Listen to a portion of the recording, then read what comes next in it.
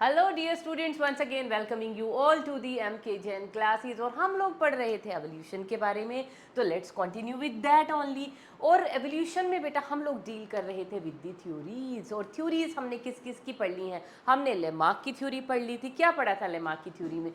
कि जो भी चेंजेस आएंगे, क्या थी वो theory? Theory of the inheritance of acquired character. कि जो भी कैरेक्टर कोई भी ऑर्गेनिज्म अपनी लाइफ टाइम में एक्वायर करेगा, that will be inherited to the next generation. जैसे जिराफ का एग्जाम्पल लेके समझाया था कि जिराफ, डॉग या डियर जैसे छोटे छोटे थे और उनको फिर पेड़ के पत्ते खाने पड़े, तो उन्होंने नेक और फोर लिम्ब को स्ट्रेच करना शुरू कर दिया। तो जनरेशन टू जनरेशन उनका वो जो कैरेक्टर था, हल्की हल्की जो स्ट्रेचिंग थी वो एक्यूमुलेट होती रही जनरेशन टू जनरेशन, और अल्टीमेटली उनकी फोर लिम्स और नेक इतनी लंबी हो गई कि वो पेड़ों के पत्ते खाने शुरू हो गए थे, है ना। तो इसके ऑब्जेक्शंस ये वो सब हमने बात कर ली थी। Then we came to the Darwin theory. और डार्विन थ्योरी किसकी थी? Darwin theory of natural selection, survival of the fittest. तो नेचुरल सिलेक्शन की बात की थी हमने कि नेचर किसको सिलेक्ट करता है?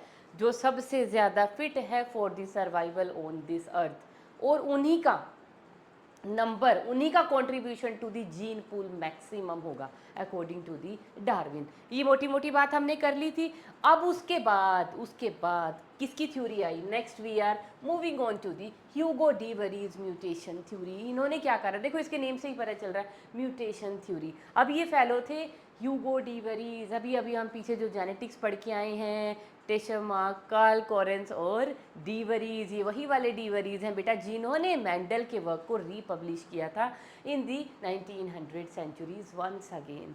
तो वही जो तीन साइंटिस्ट थे, कौन थे? टेशमार, कार्ल कॉरेंस और ह्यूगो डीवरीज। उन्हीं में से ये तीसरे हैं ह्यूगो डीवरीज। इन्होंने क्या किया था? ही पुट फॉरवर्ड दी थ्योरी जिसका नेम था म्यूटेशन थ्योरी। और इन्होंने क्या कहा? देखो, इन्होंने कहा जो एवोल्यूशन हो रही है, द कोज ऑफ एवोल्यूशन। क्या है कोज ऑफ एवोल्यूशन? एवोल्यूशन किस वजह से हो रही है? Evolution is occurring due to some changes. और वो चेंजेस कैसे हैं? Those changes are very large. और कैसे हैं? रैंडम है। और कैसे हैं? सडन है। और कैसे हैं? डिसकॉन्टीन्यूअस हैं। और कैसे हैं? इनहेरिटेबल हैं।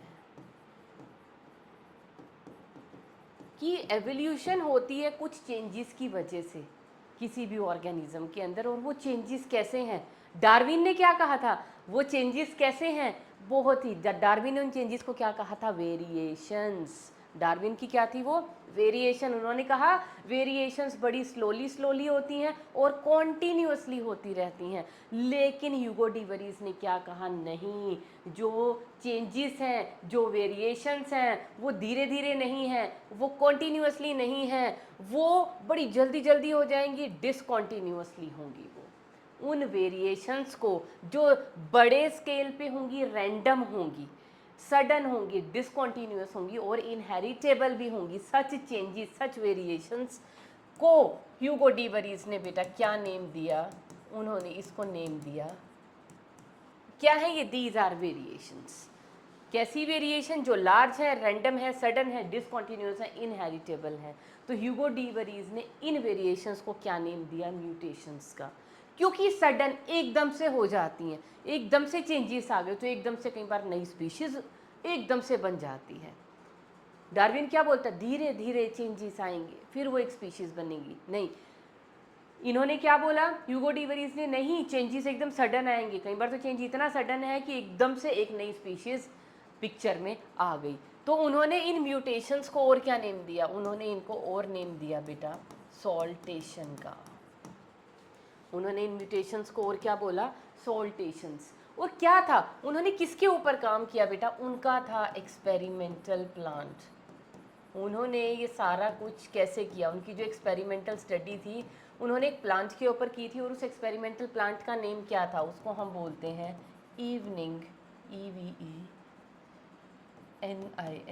इवनिंग प्राइम रोज। या इसी का साइंटिफिक नेम ज़रूर याद रखना है, बहुत बार नीट में आया हुआ है, इनोथेरा,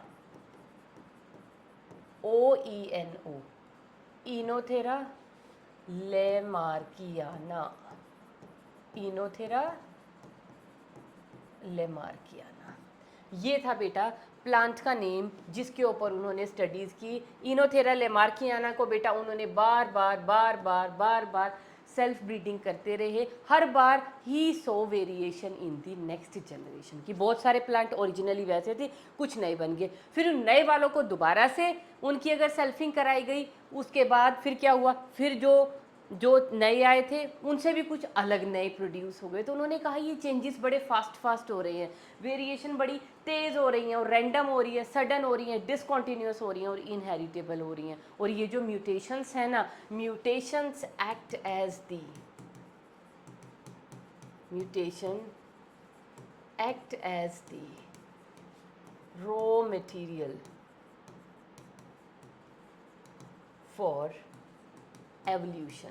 उन्होंने कहा कि एवोल्यूशन किसकी वजह से हो रही है, mutations are responsible for the evolution. उन्होंने म्यूटेशंस को बेस बताया एवोल्यूशन का। और उन्होंने क्या कहा, म्यूटेशन क्या है, mutation takes place in all the directions. Darwin ने क्या कहा था बेटा, डार्विन ने कहा था कि म्यूटेशन जो होंगी, म्यूटेशन सिर्फ एक ही डायरेक्शन में रहेंगी। चलो थोड़ा सा हम लोग डिफ्रेंशिएट भी कर लेते हैं, हमारी एनसीईआरटी में भी लिखा हुआ है, तो यहाँ पे हम लोग लिख लेते हैं वेरिएशंस।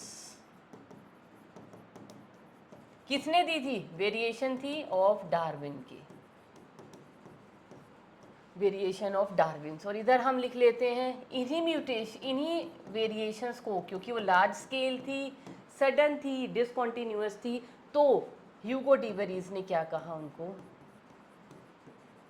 म्यूटेशंस। ठीक है, तो इनमें क्या डिफरेंस था, सबसे बड़ा डिफरेंस क्या था, डार्विन ने कहा जो डार्विन की जो वेरिएशन थी, डार्विन के जो चेंजेस थे वो क्या थे, दोज वर स्मॉल, वेरिएशंस कैसी हैं, स्मॉल। लेकिन ह्यूगो डिवरीज ने क्या कहा, म्यूटेशन स्मॉल नहीं है, म्यूटेशंस आर लार्ज चेंजेस। इन्होंने क्या कहा डार्विन ने, म्यूटेशंस कैसे होती हैं, slowly slowly, mutation occurs at a slow rate, sorry variation occurs at a slow rate. इन्होंने क्या कहा, कैसे होती है mutations, mutations are fast, mutations are fast. उन्होंने क्या कहा, जो वेरिएशंस होती हैं, these occur in one direction only, only in one direction. लेकिन डिवरीज ने क्या कहा, mutation occurs in all direction, that is directionless है म्यूटेशंस। ऑल डायरेक्शन का मतलब, ये डायरेक्शन लेस होने का मतलब क्या है, ऑल डायरेक्शन का मतलब क्या है, mutation can be positive also, mutations can be negative also. Positive mutation का मतलब क्या है, म्यूटेशन एडवांटेजियस भी हो सकती है, फायदेमंद चेंजेस भी हो सकते हैं, और कई बार नेगेटिव भी हो सकती है। तो that means mutations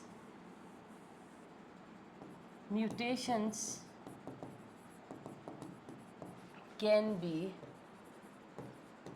positive or mutation can either be positive or negative। Positive भी हो सकती है म्यूटेशन और नेगेटिव भी हो सकती है। Positive mutations will be selected by the natures, positive mutation will be selected by the nature, by natural selection. लेकिन जो नेगेटिव है, दीज विल बी एलिमिनेटेड, जिनमें नेगेटिव म्यूटेशन है वो एलिमिनेट हो जाएंगे फ्रॉम द सिस्टम। तो ये सारा का सारा बेसिस था, ये डिवरीज की क्या थी, म्यूटेशन थ्योरी थी। तो कुछ है इसमें ड्रामा, कुछ भी नहीं है। उन्होंने बस म्यूटेशन का बेस, सॉरी एवोल्यूशन का बेस किसे बताया, म्यूटेशंस को। और म्यूटेशन को उन्होंने क्या कहा, म्यूटेशन कैसी हैं, लार्ज स्केल पे होती हैं, सडन हो जाती हैं, एकदम से हो जाती हैं, डिसकॉन्टीन्यूसली होती हैं, कॉन्टीन्यूस नहीं होती हैं, एंड इन ऑल डायरेक्शन होती हैं, ऑल्सो इनहेरिटेबल भी होती हैं। ठीक है, चलिए ये तो था बेटा इसकी थ्योरी के बारे में। और इसमें ना एक एग्जांपल तो ये एनोथेरा लेमार्कियाना का है, और एक और इनके सपोर्ट में इनकी थ्योरी भी काफ़ी क्रिटिसाइज हुई थी, लेकिन इनके फेवर में भी कुछ पॉइंट्स थे। और इनके फेवर में एक और एक्सपेरिमेंट किया गया था on Ancon sheep. Favour of the theory. कहाँ पे, ऐसे नहीं, ऐसे लिख लेते हैं, experiment in favour of theory. और वो एक्सपेरिमेंट क्या था वो भी आपको पता होना चाहिए, उसका नेम है बेटा एंकन शीप एक्सपेरिमेंट। ये एंकन शीप पता क्या होती है? शॉर्ट लेग्ड शीप, छोटी छोटी टांगों वाली, जिनकी ग्राउंड क्लियरेंस कम होती है, मतलब समझ गए ना, टांगे इनकी लंबी नहीं है। तो इस म्यूटेशन का फार्मर्स को बड़ा मज़ा आ गया, मतलब जो ब्रीडर्स थे उनको मज़ा आ गया किस चीज़ का, कि एंकन शीप क्या थी, ये है एंकन शीप होती हैं बेटा शॉर्ट लेग्ड शीप। कहाँ से कैसे बनी ये? जो नॉर्मल शीप थी ना बेटा, उन्हीं की जब ब्रीडिंग हो रही थी ना, तो उन्हीं की ब्रीडिंग में से कुछ में म्यूटेशन हुई और एक म्यूटेशन आई है। तो क्या ये म्यूटेशन फ़ायदेमंद है कि नुकसानदायक है किसी ब्रीडर के लिए? वही बड़े फ़ायदेमंद है। एंकन शीप जो है ना, क्योंकि उनकी शॉर्ट लेग्स थी, तो वो जो भी फेंसिंग वेंसिंग अपने फार्म के आसपास लगाता था ना, उसको वो क्रॉस करके, उसको जंप करके वो उस एरिया से भाग नहीं सकती थी, कि उसको उसकी टेक केयर करनी पड़े। अदरवाइज शीप का बड़ा प्रॉब्लम रहता है, खुला छोड़ा, उस फेंस को छलांग लगाई, बाहर भाग गई। तो इसको इसका बड़ा फ़ायदा था, ब्रीडर को क्या हुआ, शॉर्ट लेग्स की वजह से वो उस फेंस को क्रॉस ही नहीं कर पाती थी। तो ये उस थ्योरी के फेवर में एक एक्सपेरिमेंट उस वक्त किया गया था। काफ़ी सारे हैं इसके और भी पॉइंट्स हैं, इसके क्रिटिसिज्म भी है, लेकिन उतना हमारे कोर्स में नहीं है, तो उतनी ज़्यादा बात हम लोग नहीं करेंगे। हमें बस म्यूटेशन थ्योरी, ह्यूगो डी वरीज की म्यूटेशन थ्योरी के बारे में पता होना चाहिए, उनके एक्सपेरिमेंटल प्लांट्स के बारे में पता होना चाहिए। और ये भी आई थिंक सो एडिशनल ही है, लेकिन मैंने बता दिया है, तो आप ध्यान रखना इस चीज़ का। Next we are coming on to the Hardy Weinberg principle. अब ये क्या है बेटा हार्डी-वेनबर्ग प्रिंसिपल? ये प्रिंसिपल किसके बारे में बताता है? About the, you can say, frequencies of the allele in a gene pool. He says gene pool remain constant until और अनलेस, वो अभी मैं लिख दूंगी, बोलने से नहीं पहले हम लिख लेते हैं, फिर इसको क्लियर करते हैं। इन्होंने क्या कहा, इन्होंने एक इक्विलिब्रियम बताया, जिसको हम क्या बोलते हैं, इसको हार्डी-वेनबर्ग प्रिंसिपल भी बोलते हैं, इसको हम हार्डी-वेनबर्ग इक्विलिब्रियम भी बोलते हैं, और बेटा इसको हम हार्डी-वेनबर्ग इक्विलिब्रियम के अलावा हम इसको क्या बोलते हैं, जेनेटिक इक्विलिब्रियम भी कहते हैं, जेनेटिक इक्विलिब्रियम। ये क्या कहते हैं? Hardy-Weinberg the sum total of relative frequencies of the alleles present in a sexually reproducing population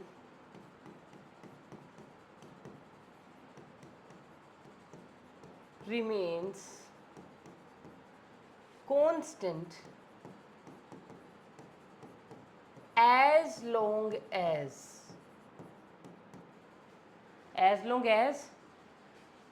population is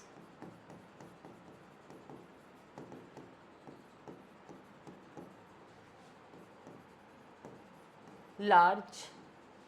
Number 2, no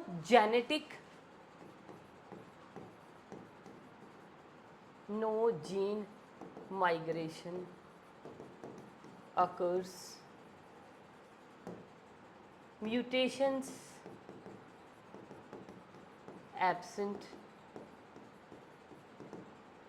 No natural selection. No genetic drift.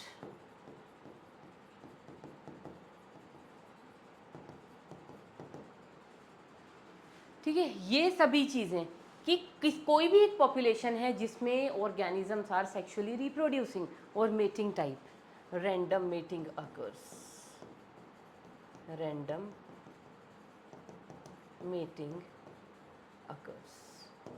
या आप इसको क्या लिख सकते हो, इतनी बड़ी लाइन की बजाय आप क्या लिख सकते हो, जीन पूल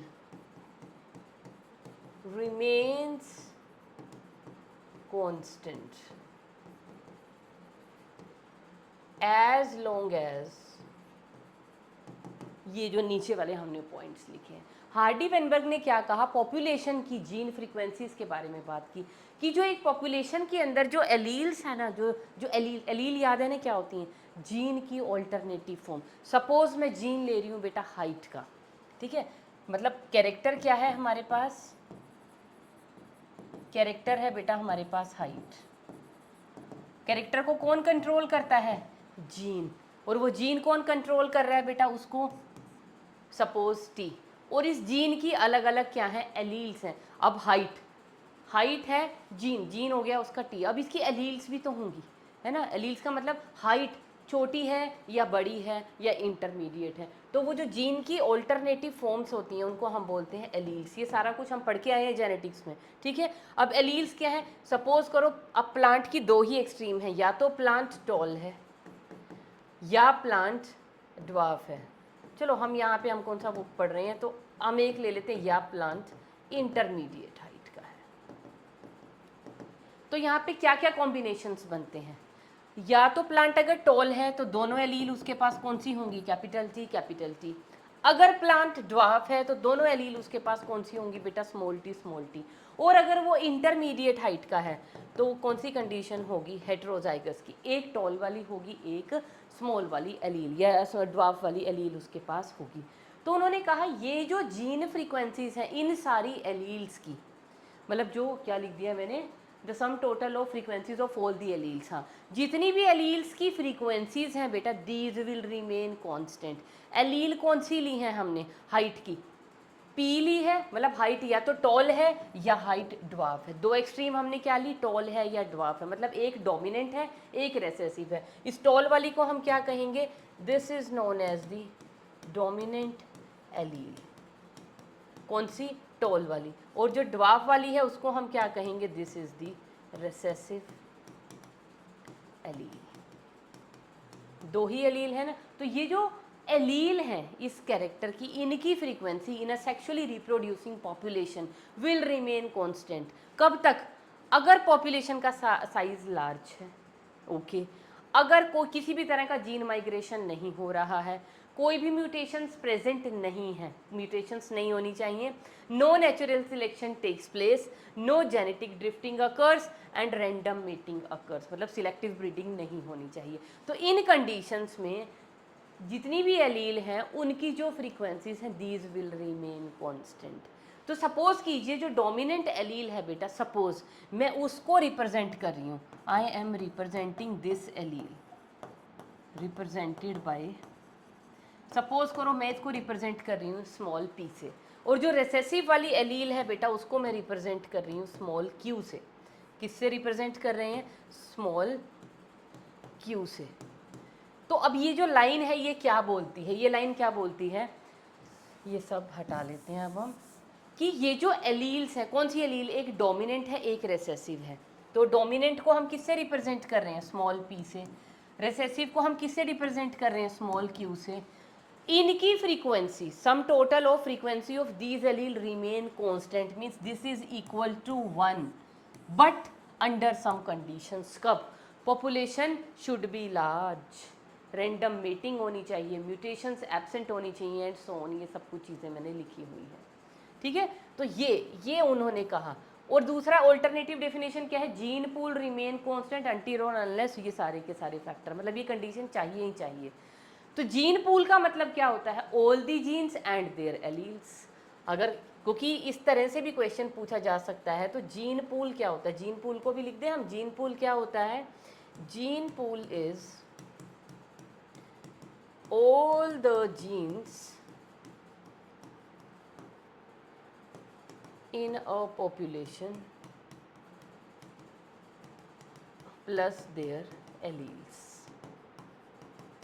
किसी भी पॉपुलेशन में कितने जीन्स कितने जीन्स एग्जिस्ट हो रहे, कितने टाइप के जीन प्रेजेंट हैं, वो gene along with their alleles, वो क्या बनाते हैं, जीन पूल। और ये जीन पूल जो है कांस्टेंट रहता है अंडर सच कंडीशंस। इसको हम क्या बोलते हैं कि ऐसी पॉपुलेशन को हम क्या कहेंगे कि वो एक स्टेबलाइजिंग, मतलब वो एक इक्विलिब्रियम में है वो पॉपुलेशन। इक्विलिब्रियम का मतलब समझते हो ना, कि वो बस इक्विलिब्रियम में सारे के सारे जीन उसके कांस्टेंट रहेंगे, किसी भी तरह का कोई चेंज उस पॉपुलेशन के अंदर नहीं आ रहा है।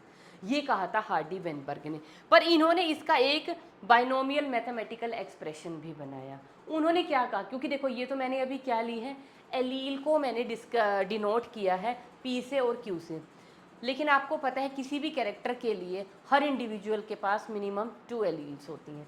तो अगर कोई भी डोमिनेंट कैरेक्टर है, डोमिनेंट को आप किससे दिखाओगे, कैपिटल टी का। अगर वो टोल है, टोल का मतलब टोल कब होगा, अगर उसके पास दोनों डोमिनेंट एलील हैं। तो एक डोमिनेंट एलील को हमने किससे रिप्रेजेंट किया है, पी से। तो क्योंकि टोल है तो उसके पास 2 डोमिनेंट एलील होंगी, तो हम उसको किससे रिप्रेजेंट करेंगे, पी स्क्वायर से। अभी लिख देते हैं, तो यहाँ पे हम क्या लिखेंगे, frequency of the dominant allele in a genotype. अब जीनोटाइप क्या है, अगर मैं बात कर रही हूँ कोई भी जो जीनोटाइप है, जीनोटाइप इज डोमिनेंट। क्या डोमिनेंट है, अगर जीनोटाइप डोमिनेंट, जीनोटाइप डोमिनेंट होने का मतलब क्या है, उस ऑर्गेनिज्म के पास, डोमिनेंट का मतलब क्या है, वो ऑर्गेनिज्म सारा का सारा टॉल है। टॉल कब होगा, जब उसके पास दोनों की दोनों डोमिनेंट एलील होंगी, ये कंडीशन होगी ना। अब एक टी को मैं रिप्रेजेंट कर रही हूँ पी से, तो इस टी को भी मैं रिप्रेजेंट करूंगी पी से। पी इंटू पी किसके इक्वल आएगा, पी स्क्वायर। तो एक एलील की फ्रीक्वेंसी, डोमिनेंट एलील की फ्रीक्वेंसी कितनी आ गई हमारे पास, पी स्क्वायर। ऐसे ही frequency of the recessive allele, वो कितनी हो जाएगी, रेसेसिव एलील। अब कौन सी एलील लिख रही हूँ मैं, रेसेसिव। और रेसेसिव वो प्लांट कब होगा, रेसेसिव हाइट कब होगी, जब उसके पास दोनों की दोनों स्मॉल टी प्रेजेंट होंगे। तो एक स्मॉल टी को मैं रिप्रेजेंट कर रही हूँ बेटा क्यू से, तो दूसरे स्मॉल, क्योंकि जीनोटाइप में 2 होती हैं एलील, तो एक टी को क्यू से तो अनदर टी को भी क्यू से, तो क्यू इंटू क्यू किसके इक्वल हो जाएगा, that will become the Q square. फिर उन्होंने बात की हेटेरोजाइगट की, कि फ्रीक्वेंसी ऑफ दी, की डोमिनेंट और रिसेसिव का ही कॉम्बिनेशन थोड़ी होता है। अगर एक कैपिटल और एक स्मॉल आ जाए तो जिसको हम बोलते हैं हेटेरोजाइगस, तो frequency of the allele in heterozygous genotype, किसमें, हेटेरोजाइगस जीनोटाइप में। तो क्या होगा, हेटेरोजाइगस में क्या होता है बेटा, एक होता है कैपिटल टी, एक होता है स्मॉल टी। तो कैपिटल टी को रिप्रेजेंट कर रहे हैं पी से, स्मॉल टी को रिप्रेजेंट कर रहे हैं क्यू से। अब क्योंकि यहाँ पे भी अब क्या होगा, इसका स्क्वायर नहीं करेंगे, यहाँ पे उन्होंने हार्डी वेनबर्ग ने क्या किया, यहाँ पे लगाया इंटू 2। ये उनका अपना थ्योरम है, अपना मैथमेटिकल एक्सप्रेशन है। तो ये हमारे पास 3 टाइप की एलील हो गई एक पॉपुलेशन के अंदर। क्या क्या हो गई, इस मैथमेटिकल एक्सप्रेशन को हम इकट्ठा करें, क्योंकि हमने क्या कहा, सम total of all the frequencies of allele. कितनी एलील है, डोमिनेंट वाली है, रिसेसिव है और हेटेरोजाइगस है। तो सम टोटल कर दें इनका, ठीक है कर देते हैं। अकॉर्डिंग टू दी डेफिनेशन क्या आएगा, sum P square plus Q square plus 2pq is equal to 1। It will remain constant, यही तो बोला है। और ये P square plus Q square plus 2pq क्या बनाता है हमारे पास, it is the formula of a plus B whole square is equal to 1। अगर इसका स्क्वायर हटाते हैं तो क्या आ जाएगा, दैट विल बी √1। ठीक है, चलो प्लस माइनस 1 आ जाएगा यहाँ पे, ये इसको सबको छोड़ो, बस ये हमारे पास आ गया हमारा मैथमेटिकल एक्सप्रेशन। अभी तक इस हार्डी वेनबर्ग लॉ के ऊपर ना बहुत सारे छोटे छोटे न्यूमेरिकल्स आ जाते हैं। लाइक आपको कई बार रेसेसिव की आपको फ्रीक्वेंसी दी होती है, तो आपको डोमिनेंट की निकालनी है और आपको हेटेरोजाइगस की निकालनी है। अगर आपको रेसेसिव की फ्रीक्वेंसी दी हुई है तो डोमिनेंट की कैसे निकालोगे, रेसेसिव की यहाँ पुट कर दो, 1 में से ये माइनस हो जाएगी, डोमिनेंट की निकल गई। हेटेरोजाइगस की निकालनी है तो कैसे निकालनी है, यू हैव क्यू, पी आपने फाइंड आउट कर लिया तो 2pq के फॉर्मूले में डाल दो, बस दैट्स इट, और कुछ भी नहीं करना। तो बड़े छोटे इसके ऊपर आपको न्यूमेरिकल, जब आप MCQs करेंगे तो वहाँ पे आपको बहुत सारे न्यूमेरिकल देखने को मिलेंगे, और इसके ऊपर आप बड़े ईजिली अब उनको आप सॉल्व कर सकते हो। अब यहाँ पे बेटा एक और चीज़ आ रही है, एक और चीज़ इंपॉर्टेंट है, और वो इंपॉर्टेंट चीज़ क्या है, जो हमारी NCERT के अंदर वैसे मैंने डेफिनेशन के साथ ही लिख दी है, factors affecting Hardy Weinberg equilibrium. Factors affecting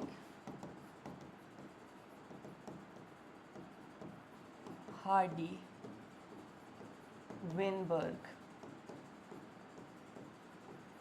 equilibrium।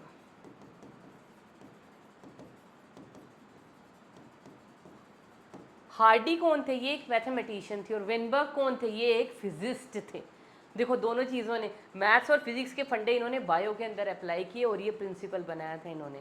तो कौन से वो फैक्टर हैं, मतलब कोई भी पॉपुलेशन हम कह रहे हैं ना, वहाँ पे उनकी जो एलील फ्रीक्वेंसी है वो कांस्टेंट रहने वाली है।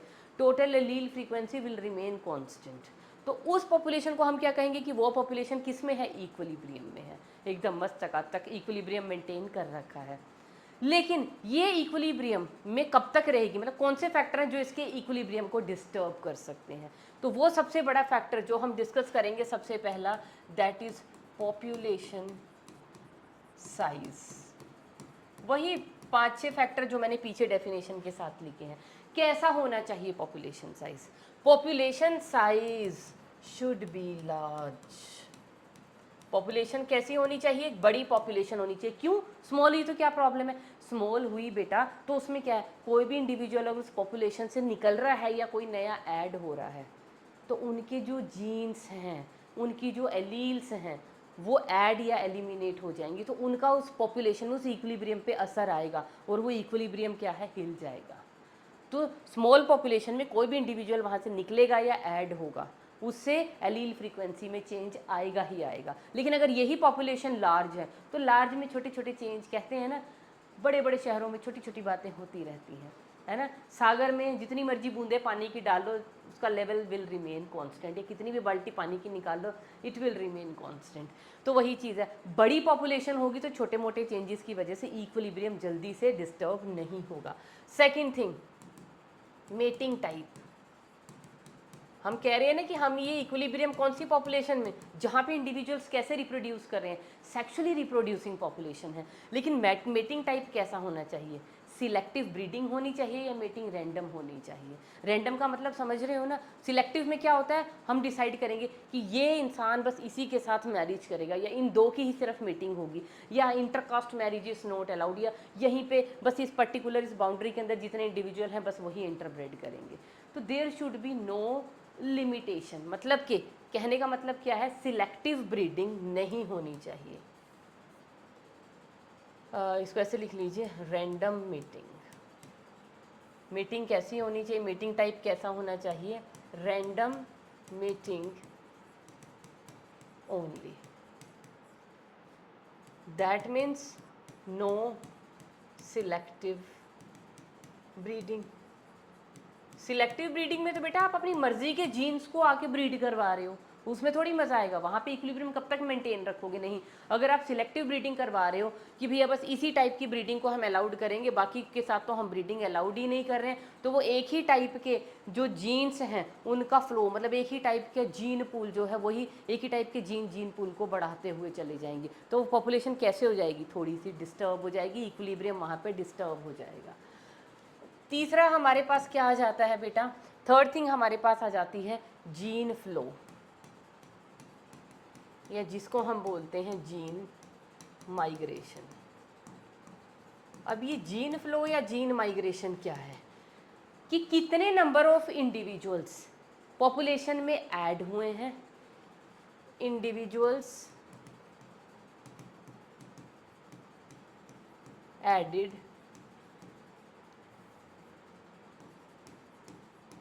or left from the population,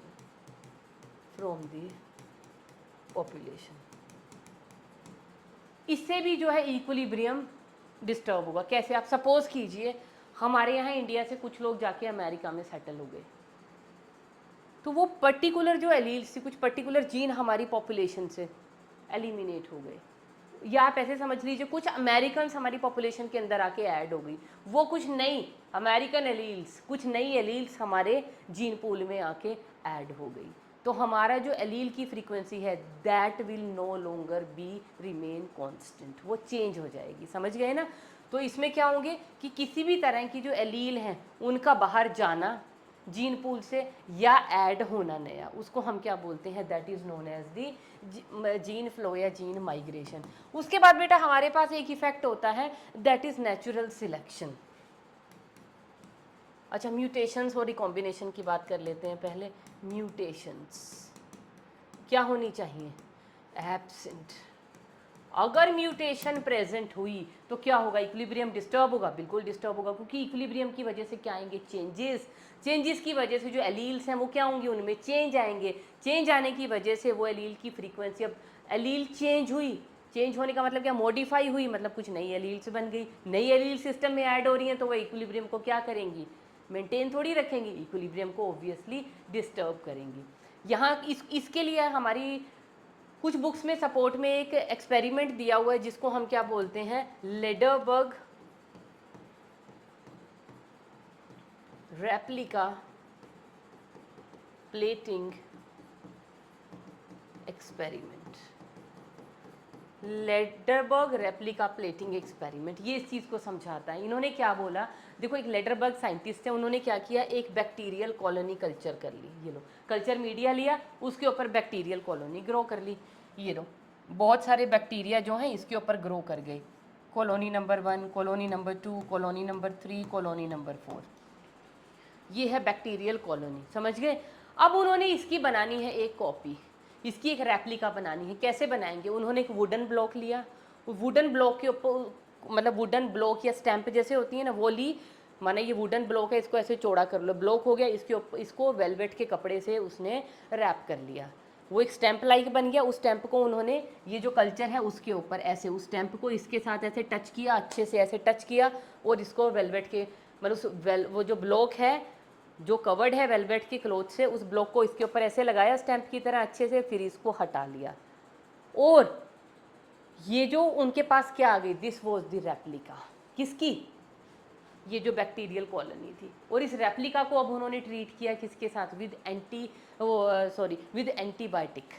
अब जब एंटीबायोटिक से उन्होंने इसको ट्रीट किया तो जो बैक्टीरियाज एंटीबायोटिक से रेजिस्टेंट नहीं थे वो सब साफ, सिर्फ कौन से बैक्टीरिया बच गए बेटा, एंटीबायोटिक का जब उन्होंने ट्रीटमेंट दिया, एंटीबायोटिक ट्रीटमेंट किसको दिया, ये इससे क्या बनाई उन्होंने, रेप्लिका। रेप्लिका मैंने बता दी ना कैसे बनाई, और उस रेप्लिका को उन्होंने ट्रीट किया एंटीबायोटिक के साथ। तो एंटीबायोटिक से जब उन्होंने ट्रीट किया तो उन्होंने देखा only few of the bacteria survived. कौन से बैक्टीरिया, जिनके पास एंटीबायोटिक रेजिस्टेंस थी, जिनके पास नहीं थी वो सब एंटीबायोटिक के इफेक्ट से मर गए। तो यहाँ पे क्या हुआ, क्या हुआ यहाँ पे, लेडरबर्ग यहाँ पे क्या हुई, जिनके पास म्यूटेशन थी, म्यूटेशन का मतलब जो स्पेशलाइज थे, जिनके पास रेजिस्टेंट जीन था वो सरवाइव कर गए, बाकी निकल लिए। तो क्या हुआ यहाँ पे, इससे बता सकते हो ना कि यहाँ पे क्या हुई, जिनके पास स्पेशल कैरेक्टर था, जिनके पास म्यूटेशन थी कि हमारे पास रेजिस्टेंट जीन है, वो म्यूटेशन वाले सिलेक्ट हो गए, और जिनके पास ये वेरिएशन मतलब ये वाला चेंज, ये स्पेशलिटी नहीं थी रेजिस्टेंस जीन की, वो सब सफाया हो गए।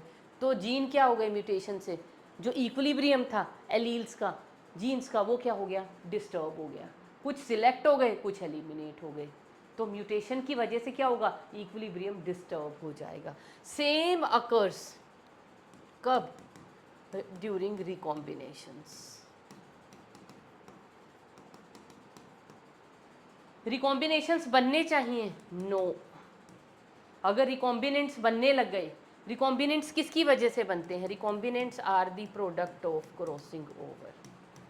और क्रॉसिंग ओवर से क्या आती हैं, क्रॉसिंग ओवर से क्या आती हैं, क्रॉसिंग ओवर में क्या होता है, जेनेटिक मटेरियल का एक्सचेंज होता है between the two non sister chromatid of the homologous chromosomes, यही होता है ना, इसी को बोलते हैं ना जेनेटिक मटेरियल का एक्सचेंज। उस एक्सचेंज से क्या आएंगी, वेरिएशन आएंगी, नई वेरिएशन से क्या आएंगी, नई एलील्स ऐड होंगी, नई एलील्स ऐड हो गई तो क्या हो जाएगा, इक्विलिब्रियम विल बी डिस्टर्ब्ड। तो रिकॉम्बिनेंट्स नहीं बनने चाहिए।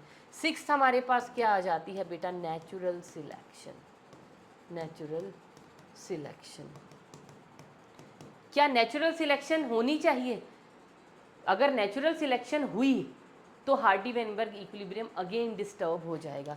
There should be no natural selection, क्योंकि नेचुरल सिलेक्शन भी अल्टीमेटली क्या करेगी, it will disturb the equilibrium. अच्छा, यहाँ पे अगर नेचुरल सिलेक्शन की बात आई है ना बेटा, वैसे डार्विनिज्म के बाद हम लोग पढ़ा देते हैं, तो यहाँ पे आपको पढ़ा देते हैं, यहाँ पे कुछ चीज़ें हमें पढ़नी है, टाइप ऑफ नेचुरल सिलेक्शन।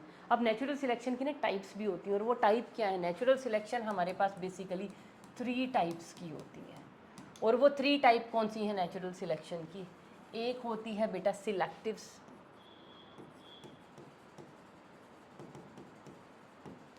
एक होती है हमारे पास डिसरप्टिव, आई थिंक डायग्राम भी है अपने पास, हाँ, एक है हमारे पास सिलेक्टिव, एक है हमारे पास डिसरप्टिव, और एक है हमारे पास डायरेक्शनल। लिख लेते हैं पहले, selective, directional type, selective type, और थर्ड है हमारे पास डिसरप्टिव टाइप, डिसरप्टिव, थर्ड है डिसरप्टिव टाइप। अब सिलेक्टिव टाइप क्या है? अब सिलेक्टिव टाइप आप ऐसे समझिए, जैसे यूजुअली हम लोग अगर एक एग्जाम्पल लेके चले, यहाँ पे एग्जाम्पल हम लेके इसको समझने की कोशिश करते हैं। एग्जाम्पल है suppose height in humans, height ले लीजिए या वेट ले लीजिए, वेट ऑफ द न्यूबॉर्न, इन दोनों में से कोई भी लेके आप हम समझ सकते हैं। जैसे अगर हम हाइट की बात करें ह्यूमंस में, बेटा हमारी हाइट कहाँ से है? हमारी हाइट मतलब छोटा सपोज कीजिए 4 पॉइंट, बिल्कुल मैं ड्वार्फ्स की बात नहीं कर रही हूँ, चलो किसी की भी ले लो, सबसे छोटी हाइट सपोज आप ले लीजिए 4 फीट है, और मैक्सिमम हमारे ह्यूमन के पास मैक्सिमम हाइट कितनी है? 7.2 7.4 फीट तक।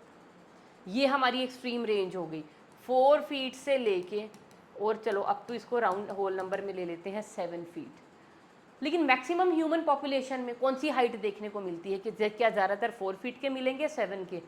कौन सी हाइट के मिलते हैं? इंटरमीडिएट हाइट के, जो इनकी बीच की हाइट है, 5.5 foot, 5 feet 3 inches, 4 inches, 5 feet 5 inches, 5 feet 6 inches, 7 inches. ये जो इंटरमीडिएट रेंज वाली हाइट है ना, इसके इंडिविजुअल हमारी ह्यूमन पॉपुलेशन में ज़्यादा है। वी ऑल नो ना, प्रैक्टिकली अगर हम देखें, अब जैसे वो हमने एक्सपेरिमेंट किया था, ह्यूमन स्किन कलर का भी हम लोगों ने पढ़ा था। एक्सट्रीम स्किन कलर है निग्रोज, और दूसरी साइड क्या है? एल्बिनोज। लेकिन मैक्सिमम पॉपुलेशन कौन से स्किन टोन की मिलती है? मुलैटो, जिनका इंटरमीडिएट टोन है। तो ऐसे ही जिनकी इंटरमीडिएट हाइट है, एक पॉपुलेशन का अगर हम ग्राफ ड्रॉ करें ना, गिवन जियोग्राफिकल एरिया का अगर हम सर्वे करें और हम देखें, सपोज कीजिए हमने 10,000 पीपल पे सर्वे किया है, सर्वे के लिए जो हम सैंपल साइज लेते हैं that should be very big for the accuracy. उसमें क्या रहेंगे? हम लोग फायदे में ही रहेंगे, अदरवाइज एरर के चांसेस ज़्यादा होते हैं जितना छोटा आप सैंपल का साइज़ लोगे। तो सपोज कीजिए मैंने सैंपल का साइज़ ले लिया 10,000 ह्यूमन बींग्स, और 10,000 ह्यूमन बींग की ना मैंने एवरेज हाइट, सबकी हाइट का मैंने डाटा बना लिया, और उस डाटा को फिर मैंने उससे क्या बनाया? ग्राफ। तो उसमें सबसे छोटे इधर आ गए, सबसे बड़े इधर आ गए, यहाँ पे क्या आ गए? नंबर ऑफ इंडिविजुअल्स, यहाँ पे मेरे पास क्या आ गई? Relative Heights. तो मेरे पास उसका ग्राफ पता है क्या आया? मेरे पास ग्राफ आया ये, ऐसा ग्राफ आया। ऐसा ग्राफ का मतलब क्या है? कि जो सबसे छोटी हाइट है, जो इधर थे सबसे छोटी, ये कौन से थे? स्मॉलेस्ट हाइट के, और ये इधर वाले कौन से हैं? जिनके पास सबसे ज़्यादा लॉन्गेस्ट हाइट है। तो इनका नंबर और इनका नंबर बहुत कम है। मैक्सिमम जो नंबर हमें मिला ना, वो किसका मिला? Of this intermediate height. Intermediate height वाले फेलोज जो हैं हमारी पॉपुलेशन के अंदर ज़्यादा हैं।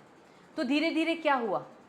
नेचुरल सिलेक्शन है, नेचर ने किसको सिलेक्ट किया? धीरे धीरे ये जो, क्योंकि ये क्या है, नेचुरल सिलेक्शन क्या कहती है? जो ज़्यादा फिटेस्ट है फॉर दी सर्वाइवल, उसको मैं सिलेक्ट करूँगी, और वो जो सिलेक्ट हुआ है वही फिर जो ज़्यादा, देखो ये इसको बोल रहे हैं ज़्यादा फिटेस्ट है फॉर दी सर्वाइवल, इसलिए ज़्यादा इंडिविजुअल इस हाइट से बिलोंग कर रहे हैं, इसका मतलब they are the fittest for the survival. अब ये फिटेस्ट हैं, अब फिट ही तो सबसे ज़्यादा रिप्रोड्यूस, फिट होने का मतलब क्या है? वो ज़्यादा लार्ज स्केल में रिप्रोड्यूस करेगा, लार्ज स्केल में रिप्रोड्यूस करेगा तो अपने जैसे इंडिविजुअल का नंबर बढ़ाता रहेगा, बढ़ाता रहेगा, बढ़ाता रहेगा। These are according to nature are unfit. Unfit है तो धीरे धीरे धीरे धीरे धीरे धीरे ये क्या होते चले जाएंगे? सिस्टम से एलिमिनेट होते चले जाएंगे, और ये कर्व बाय द टाइम कैसी बन जाएगी? अरे मेरे पास जगह नहीं बची है, चलो इसको थोड़े छोटे वर्जन में आप समझने की कोशिश करना है, या नेक्स्ट पेज पे चलते हैं। हाँ ये है ना, ये वाली किसकी है हमारे पास बेटा, ये कौन सी है, this is selective type of natural selection.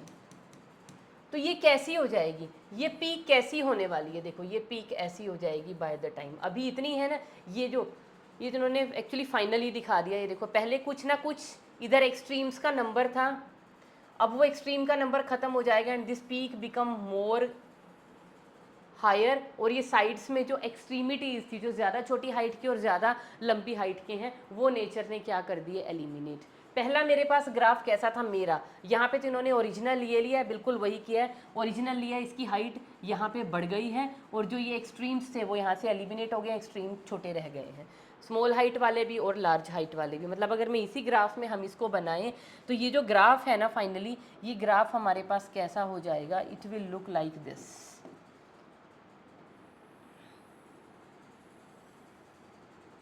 तो ये देखो, ये एक्सट्रीम्स तो ये रह गए, ये एक्सट्रीम ऑलमोस्ट ओवरकम हो गए, और ये इनका नंबर, क्योंकि ये फिटेस्ट थे फॉर दी सर्वाइवल, ये क्या करते रहेंगे, मेटिंग करते रहेंगे। तो नेचुरल सिलेक्शन क्या कहती है, नेचुरल सिलेक्शन किसको सिलेक्ट करती है, सिलेक्ट दी फिटेस्ट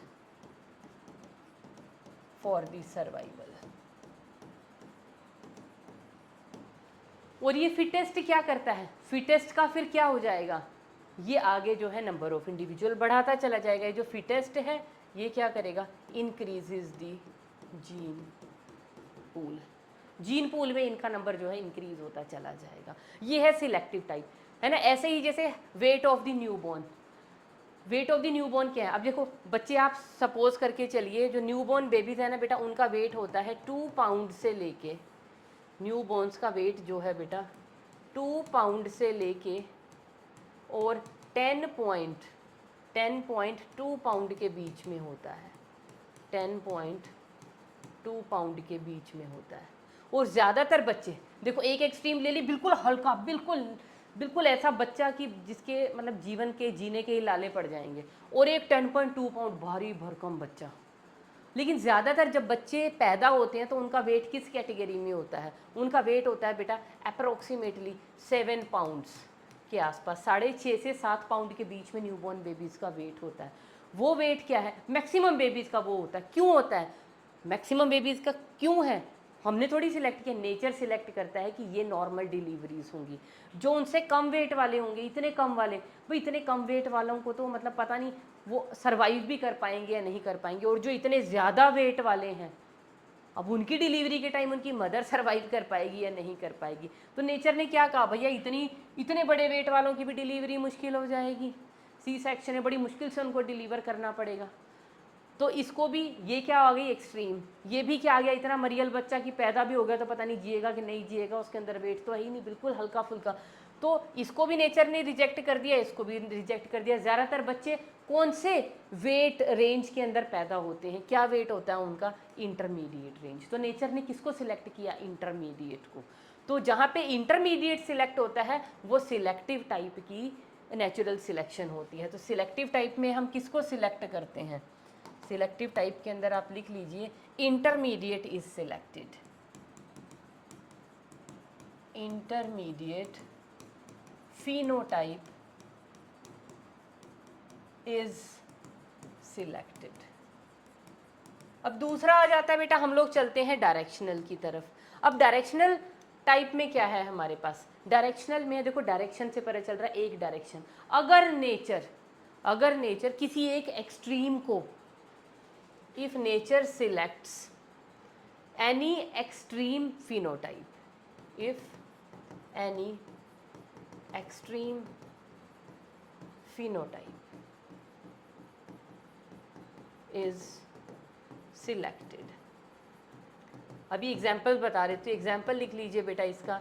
एक तो हमने पढ़ा था ना इंडस्ट्रियल मेलानिज्म, इंडस्ट्रियल मेलानिज्म, और दूसरा इसका एग्जाम्पल बेटा ये तो हो गया इंडस्ट्रियल मेलानिज्म, दूसरा है antibiotic resistance, antibiotic resistance in bacteria. या डीडीटी रेजिस्टेंस इन मस्कीटो। ये सारे एग्जाम्पल ना डायरेक्शनल सिलेक्शन के हैं। कैसे डायरेक्शनल सिलेक्शन क्या बोलती है, देखो सपोज कीजिए ये हमारे पास नॉर्मल कर्व है, इधर भी एक्सट्रीम प्रेजेंट है हमारे पास, पता है ना, इधर भी एक्सट्रीम है, ये एक्सट्रीम है, ये भी एक्सट्रीम है, और ये सारे के सारे कौन हैं, इंटरमीडिएट्स। सिलेक्टिव टाइप में इनका नंबर सबसे ज़्यादा होता है, ये धीरे धीरे एलिमिनेट हो जाते हैं। डायरेक्शनल में क्या है, सपोज करो नेचर ने ये इस वाली अपर एक्सट्रीम के इन्वायरमेंट ऐसा है कि उसमें ये अपर एक्सट्रीम वाले जो हैं ज़्यादा इजीली सर्वाइव कर पा रहे हैं, बाकी सबको सर्वाइवल में मुश्किल आ रही है तो वो मरते चले जाएंगे, मीन्स एलिमिनेट होते चले जा रहे हैं। तो ये वाले अपर एक्सट्रीम वाले ये ज़्यादा बेटर सूटेड हैं फॉर द चेंज इन्वायरमेंट। तो धीरे धीरे ये जो पीक है ना बेटा, ये पीक कहाँ शिफ्ट हो जाएगी, this peak will shift like this. ये वाले इंडिविजुअल भी बहुत कम रह जाएंगे, ये पीक, और इधर देख लीजिए डायग्राम के अंदर है, ये जो पीक है ऐसे थी ना, यहाँ थी, ये पीक इधर शिफ्ट हो गई है इस डायरेक्शन में, देखो इन्होंने एरो भी लगाया हुआ है ना, पीक शिफ्ट्स इन वन डायरेक्शन। अगर इस वाली लोअर एक्सट्रीम का कि इन्वायरमेंट ऐसा है जहाँ पे ये लोअर एक्सट्रीम वाला इंडिविजुअल ज़्यादा इजीली सर्वाइव कर सकता है, तो ये पीक इस डायरेक्शन में शिफ्ट हो जाती। हमने अपर एक्सट्रीम लिया है कि यहाँ पे बड़ा इजीली जो अपर एक्सट्रीम वाले इंडिविजुअल हैं वो इजीली उस चेंज इन्वायरमेंट में सर्वाइव कर सकते हैं, तो peak will shift toward this side. Example जैसे इंडस्ट्रियल मेलानिज्म, इंडस्ट्रियलाइजेशन से पहले जो वाइट पेपर्ड मोथ था ग्रे कलर का, बिटसन बिटुलेरिया, उसका नंबर ज़्यादा था एक एक्सट्रीम वाले का। लेकिन उसके बाद क्या हो गया, जैसे ही इंडस्ट्रियलाइजेशन हुई 1920s के आसपास, पोल्यूशन आ गया, पोल्यूशन के बाद क्या हुआ, एकदम से कौन चेंज, किसका नंबर ज़्यादा हो गया, बिस्टन कार्बोनेरिया वालों का, ब्लैक पेपर्ड मोथ का। तो जो इस कर्व थी ये पहले इधर थी, इस एक्सट्रीम ये सिलेक्ट की हुई थी, इंटरमीडिएट नहीं यहाँ सिलेक्ट होता, और जैसे ही इंडस्ट्रियलाइजेशन हुई, चेंज इन इन्वायरमेंट हुआ, तो कौन से वाले पेपर्ड मोथ ज़्यादा सिलेक्टेड थे फॉर दी सर्वाइवल, जो ब्लैक कलर के थे, जो ब्राउन कलर के या ब्लैक कलर की बार्क पे बैठे दिखते ही नहीं थे तो उनका नंबर ज़्यादा बढ़ गया। वाइट वाले तो ईजिली दिख जाते थे क्योंकि पोल्यूशन की वजह से लाइकन वहाँ पे उगते ही नहीं थे, लाइकन की वजह से वो छिपे बैठे रहते थे। अब लाइकन नहीं है तो वाइट वाले दिख जाते हैं प्रीडेटर को, वो एलिमिनेट हो जाएंगे, प्रीडेटर उनको खाते जाएंगे, किसका नंबर बढ़ जाएगा, ब्लैक पेपर्ड मोथ का। तो ये कहाँ पे शिफ्ट हो जाएगी, कर्व टूवर्ड दिस साइड, तो एक डायरेक्शन में। उसको हम क्या बोलते हैं, directional type of selective, sorry directional type of natural selection. तो इसका नेम लिख लेते हैं यहाँ पे, ये कौन सी है, ये पीक है बेटा डायरेक्शनल टाइप। और तीसरा है हमारे पास दैट इज डिसरप्टिव टाइप, इसका भी नेम लिख देती हूँ, ये है बेटा डिसरप्टिव टाइप। डिसरप्टिव क्या है, it is the opposite of selective. इसमें क्या होता है, इसमें इंटरमीडिएट सिलेक्ट नहीं होगा, यहाँ पे क्या होगा, intermediate will not be selected, क्या होगा, only the two extreme phenotypes will be selected and intermediate phenotype intermediate phenotype क्या हो जाएगा, is rejected।